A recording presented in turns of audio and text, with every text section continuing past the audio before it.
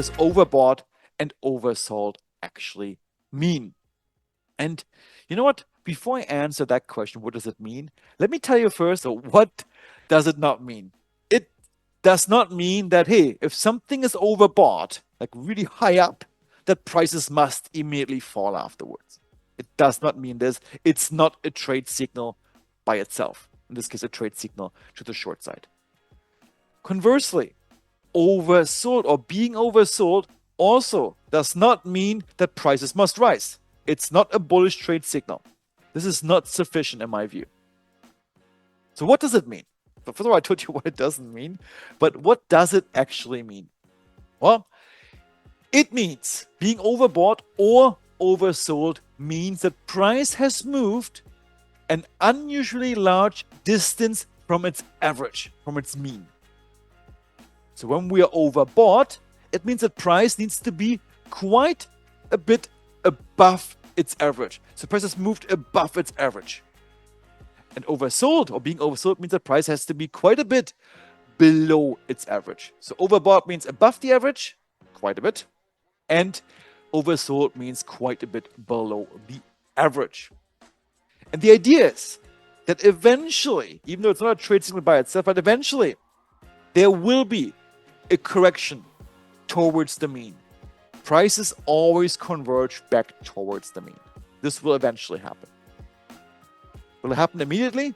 Possibly not. But eventually prices will come back towards the mean. That's a market fact. That's axiomatic. Now, let's break this apart a little bit. And one thing you saw here is the concept of an average. What does it even mean for price to have an average? Or for prices to come back to its average? What does average actually mean? I think that's an important question to address first. So what is the average? What's the mean? People call it also the mean. Typically, when it comes to trading, this is the term you will hear. Prices will come back to the mean. Mean reversion. You may have heard about this before. So what does it mean? All right, so let's break this apart. So let's consider this definition here. The mean or the average is the average price over a given look-back period. Sounds complicated, it's quite simple. Here's an example. Let's consider this chart here. This is Tesla on the daily time frame. So what would be the mean? So what the mean or the average does, it looks back a certain number of candles. So let's say 50 in this case. This could be a variable, whatever it might be. Could be 10, 20, whatever. In this case, let's say 50. So what the mean is, the calculation of the average is, you will take the last 50 candles, whatever that is, maybe until this point here, the last 50 candles. You will take the close price of every candle in that period, in the last 50 days.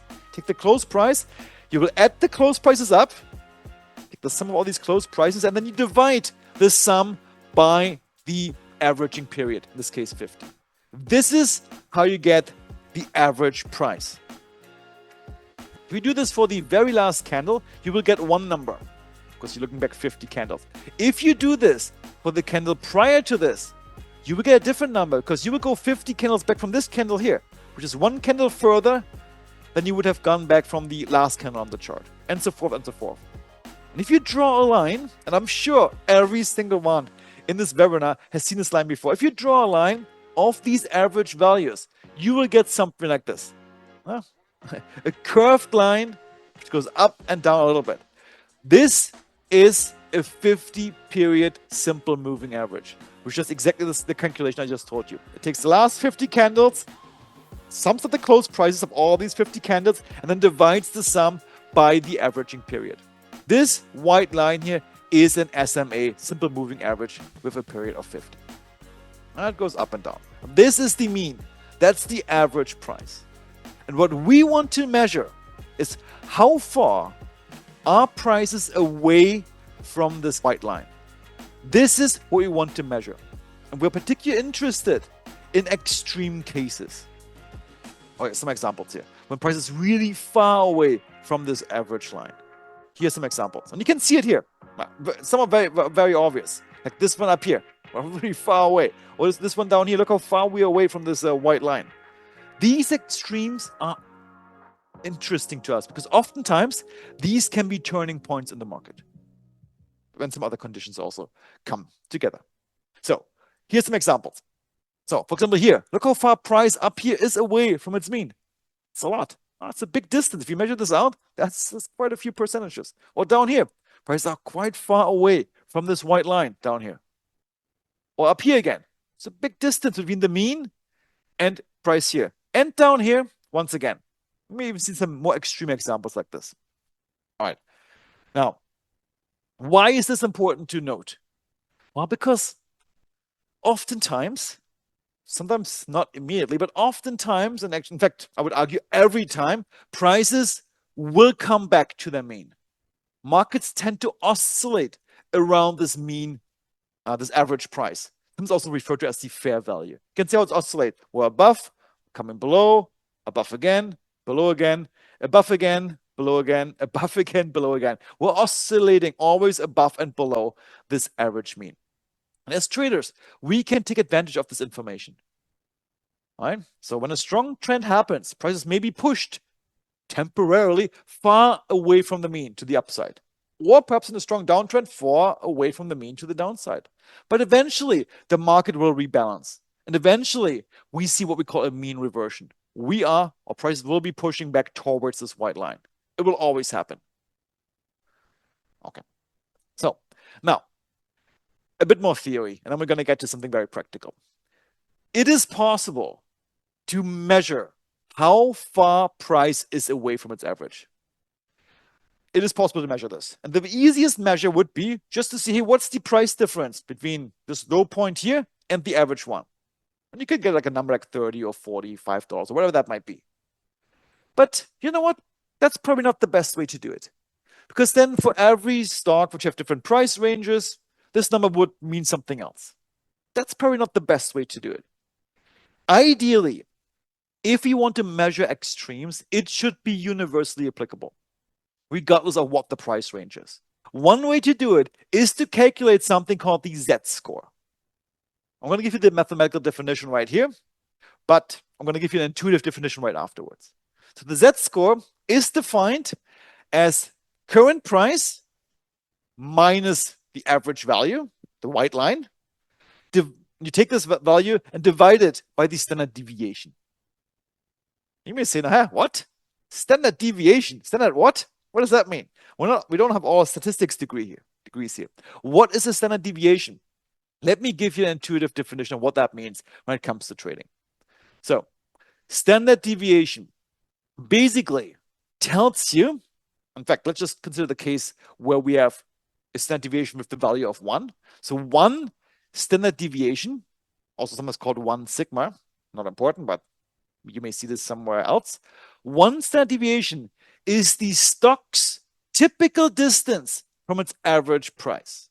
Meaning, most of the time, the stock price will be in that range from its mean. It may still sound cryptic. Here's a practical example. Look at this example here. Once again, Tesla on the daily time frame. We already know the white line. That's our average. Okay. Now what I've done is I have calculated plotted another graph on top and at the bottom, which is 1 standard deviation away from the mean. To the top side, which is above the mean, and to the bottom side, which is below the mean. And if you look, not always, but oftentimes or many times, this stock price will be right in that range here. This is defined as the standard range of price. The majority of time, price will be in that range. Not always, but most of the time it will be there. And for us traders, perhaps not the most interesting thing to look at. It's just business as usual. But as traders, we want to find something abnormal, something unusual. Okay, so this is why traders have, researchers have come up with a scale.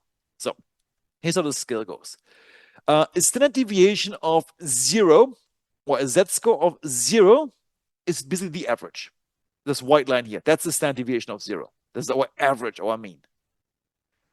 The standard deviation of plus minus 1, is the blue line here, is the typical, the normal. Price will spend most of the time in that range. Okay? But we can go further. Because sometimes, just go back here, sometimes we break above. We break outside this blue line here. Prices comes outside of it, to the upside or the downside. And if this falls between between 1 and 2 standard deviations, we say prices are extended. They're extended. I mentioned this before today. The SPY currently is extended. It came up quite a bit above our average. Prices are extended.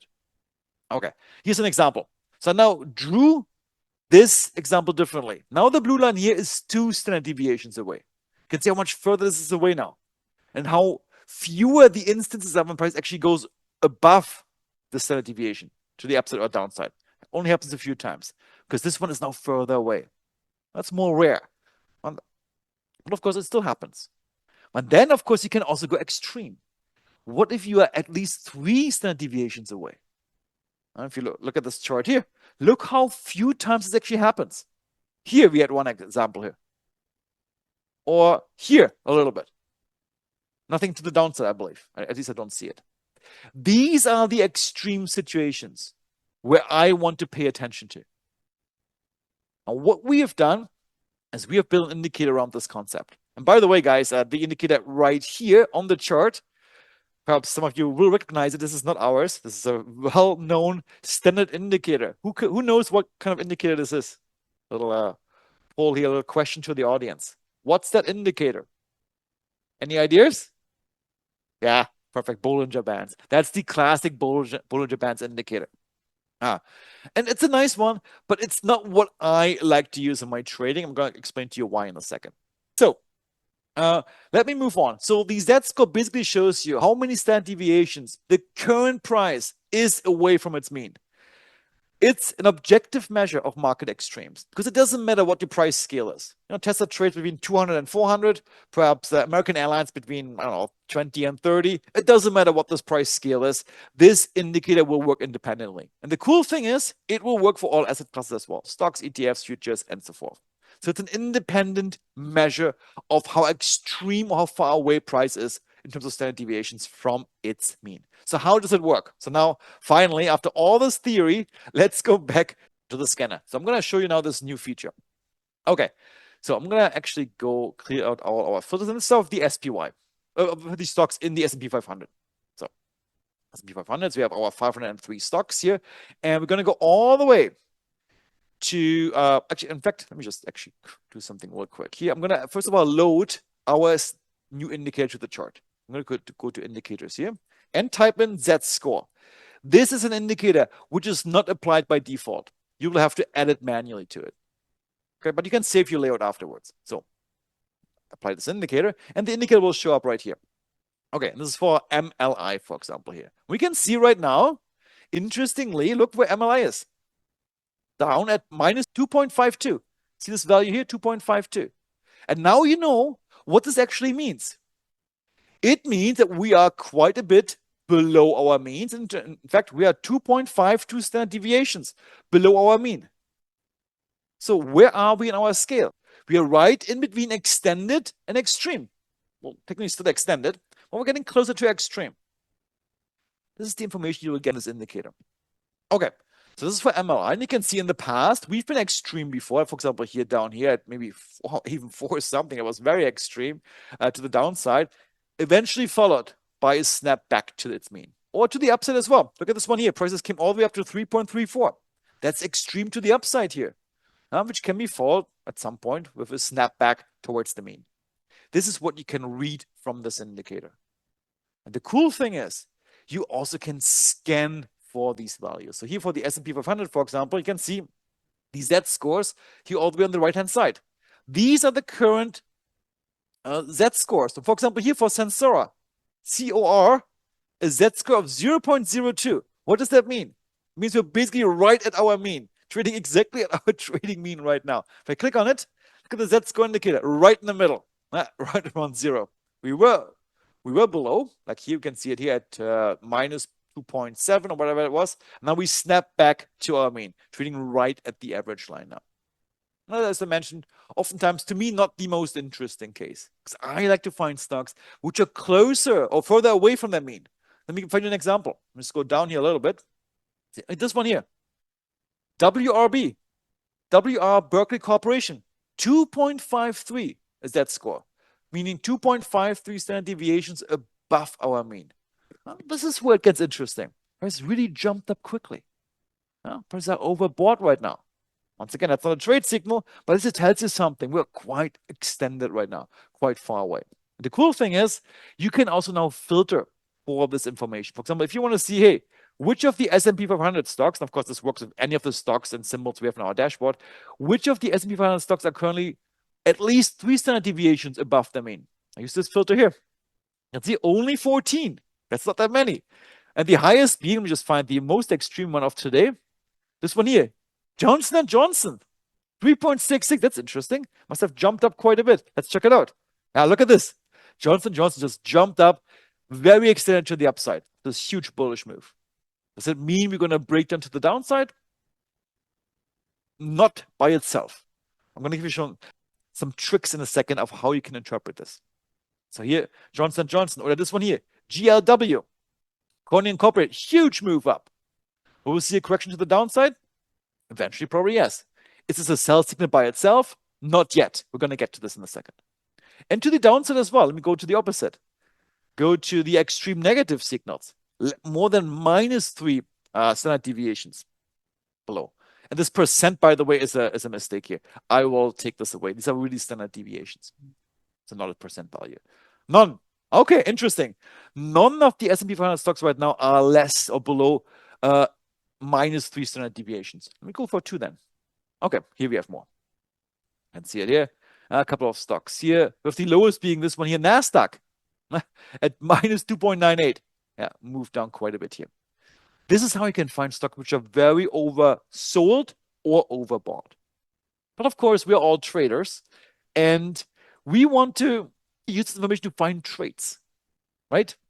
How do we do this? What does an extreme overbought signal tell us? Well, it doesn't tell us it's a sell signal by itself. It says that, hey, things are very far above their mean right now. And it also tells us perhaps we can think about combining it with some other indications that we may see on top. Prices may correct to the downside almost immediately. What can these indications be? And we talked about support and resistance before. Why don't we combine these extreme readings with some key support or resistance levels on our price chart? So things are very high up. Maybe they're hitting resistance. That could be the additional confirmation that we want to look at. Or perhaps if things are very far down, very oversold, this is a typo, very oversold. Yeah, maybe if you combine this with a key support level, this could be the indication that we may want to look for longs at this point. So how can we combine these extreme reads? Okay, so let me go back to this one here. So how can we combine it? Well, let's imagine, just one example here. We are looking for stocks in the S&P 500, which are overbought right now, with reads of at least 3 standard deviations to the upside. And we are also interested where prices is coming up to a key resistance level, let's say. How can we find these? So here we will filter on for the Z-score more than 3 standard deviations. And we can say here, my liquidity IQ indicator, we want to come up to a key resistance level, which would be our short bounce setup. For example, in this case, we have 4 stocks to choose from. VRTX, the first one. Look at this. Very overbought, currently coming up to this key resistance level here. Maybe an idea to look for shorting this stock, or maybe buying some put options or some credit spreads with calls. Why not? Look at the live data here. Let's see. Yeah, things are already stalling out a little bit. Or this one here, CRL, Charles River Laboratories, also coming up to key resistance, being extremely overbought, and once again, maybe a bet on the future price direction that we're gonna now correct back to the mean. Look at the live data here. He's pushing higher. Okay, there's no guarantees. Well, now right now on this resistance level here, or this one here, TROW, T-Row Price Group, also here, coming up near a resistance level. Well, maybe also this one here could be early signs that, hey, things are stalling out. We may see a correction to the downside of it being so overbought. This is the idea of using this indicator. You don't want to use it alone, but you want to use it in combination with some other reads that you may get. Yeah. So we can use the Z-score indicator to quantify statistical extremes completely independent of what the symbol is. This will work on a symbol with very low price range or very high ones, like Booking.com. It will work independently. You can now find or search or filter for overbought and oversold conditions. And of course, if you combine the Z-score indicator with some other market structure indicators like Liquidity IQ, maybe even MA Rush and Trend Radar and so forth, you can find some really interesting setups where multiple indicators are forecasting the same future price move. Once again, increasing the probabilities that the move may happen. There are no guarantees. That's impossible in trading. You still always want to trade the probabilities, not put all your eggs in one setup. They may stay filled, but at least it's one more check mark to find a truly confluent setup. This is how the new Z-score indicator works.